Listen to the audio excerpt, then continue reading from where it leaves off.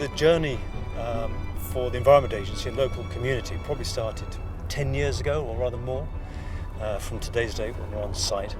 And there were two issues that were being dealt with at the time.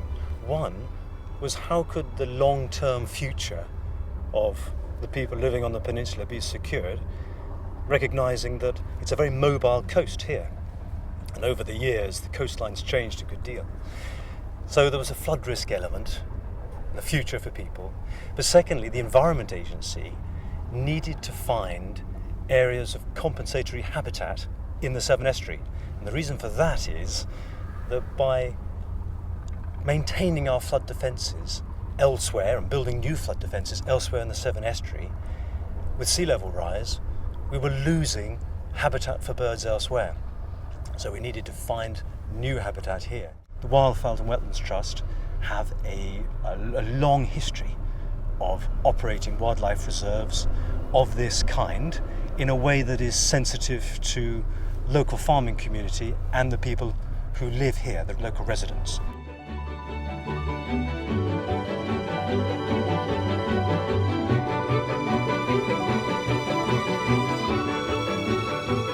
The main gain in the short term is going to be an improvement in flood defences, especially to the more vulnerable low-lying houses on the south side of the village. So I hope when the schemes, and there are several schemes involved on the peninsula, but when they are complete, the area will be an attractive area for people still to live in, and the flood defences would still be effective.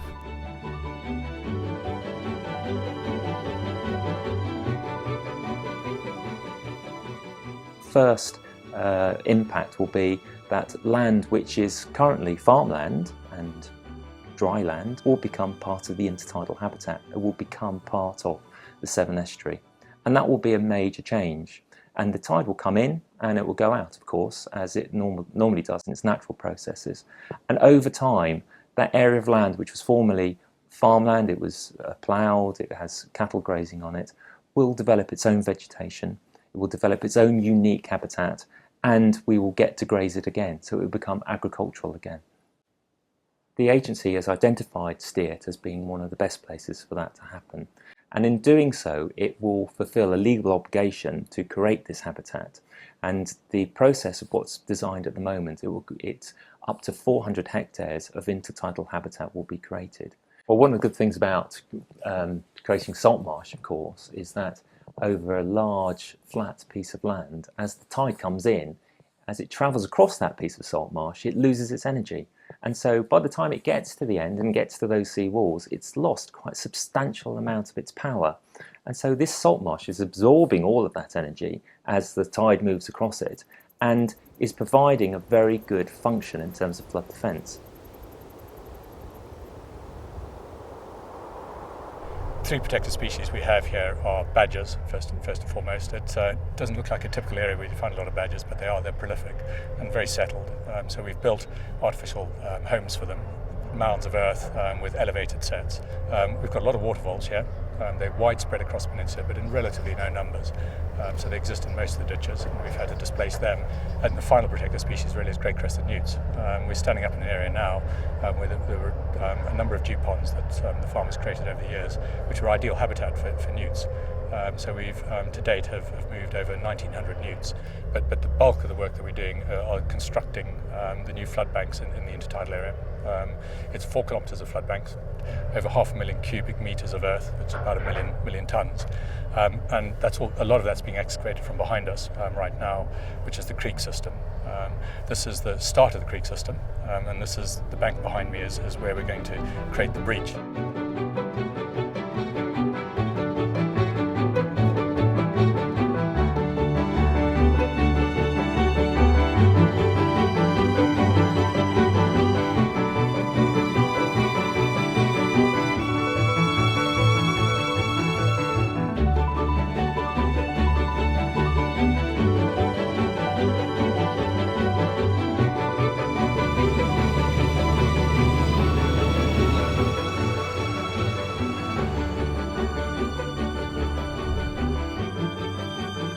What we were doing here, we were actually monitoring the excavation of this new drain that Team Van Ord were cutting for the proposed development. Over here on my left, you can see this really dark deposit here.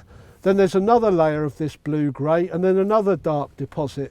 And these dark deposits are full of Roman pottery of 2nd to 4th century AD date. When they dump it into river channels and ditches that get sealed within a few hundred years of them dumping their rubbish, it's fantastic for us because it's almost a time capsule, and we come back 2 millennia later and the rubbish is almost as fresh as when it got chucked away. Now it's been uncovered, we're going to record everything that's been exposed so we can understand it a bit more, we can date it, we'll collect samples of some of the artefacts and some of the actual deposits themselves. I mean, our priority is to stick to what's going to be directly impacted upon by the development, and then the other stuff that's left in the ground will hopefully be done by colleagues of mine in a few hundred years' time when they've got much better analytical tools and methods that we can't even think of today.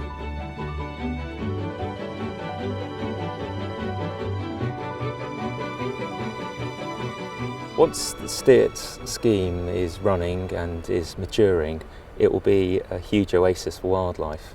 There'll be a huge magnet for species which are on these huge migrations across Europe, and they'll drop into the site. In the next few years, as the scheme is completed and is beginning to mature, it will look very different to as it is now. But over the next few years after inundation, things will change very, very slowly. It will start to green up, and the landscape will change to something which is very green and vibrant. And not only will it be green, but be full of song and new life as well. This area is going to look quite different to what it is now, because the topography such that actually we're at the bottom of a bowl at the moment, a very gentle bowl, with a watercourse up there and a watercourse at the northern end, which are higher. And that means that when the scheme is operational, this water level in this ditch here will rise up to field height and spread out across these fields. We could be up to 1 or 2 foot deep. And now that's not hugely deep, but that's deep enough to attract in large numbers of wildfowl. Things like shoveler, teal, mallard, will find all that to their liking. Yeah, it's going to look completely different, but absolutely wonderful.